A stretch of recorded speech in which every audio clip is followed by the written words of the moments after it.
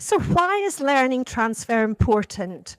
We talk about it quite regularly, but why is it important? Well, the research is shown by Training Zone that 186% increase in learning impact if we consider and take actions to make sure that we put in place learning transfer activities.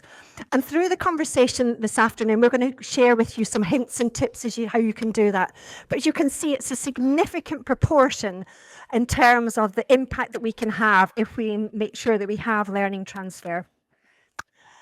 So what is learning transfer? We hear it coming up time and time again.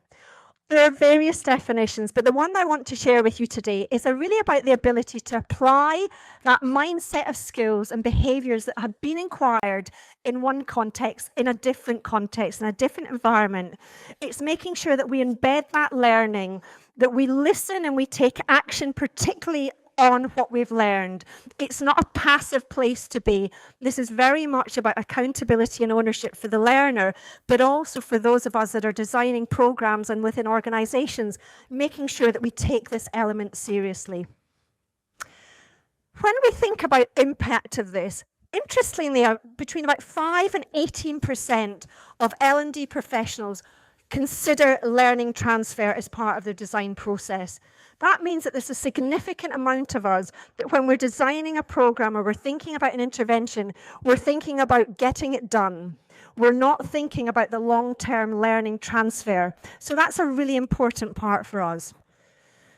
If we think about the impact of our training, I know a number of us would, at the end of programs, will do satisfaction surveys or get polls in terms of how people have responded to the training. But only 18% of organizations consider the long-term learning transfer. So what that looks like 3 months, 6 months down the line. So again, this is something that we're really passionate about.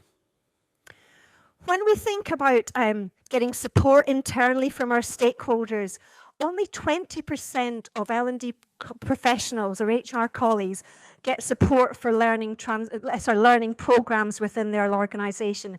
20%. That is not high. So how can we make sure we can demonstrate the impact and the opportunity there are for having learning programs internally?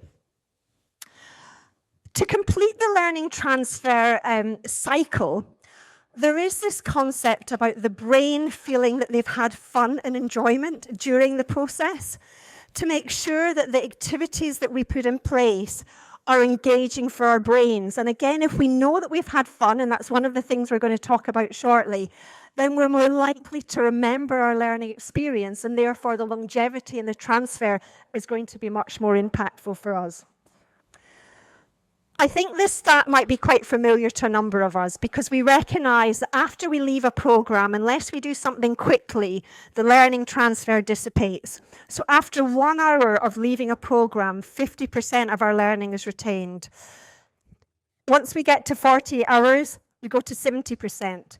Once we get to 1 week, we're at about 90%. So the retention drains from leaving the course to our implementation.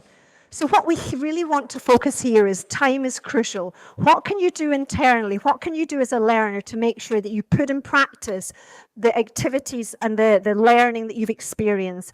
And that's where scheduling is really important. So what can be done from the learner's perspective and what can be done from an organizational perspective to schedule that learning opportunity, that putting it into practice after a program has taken place.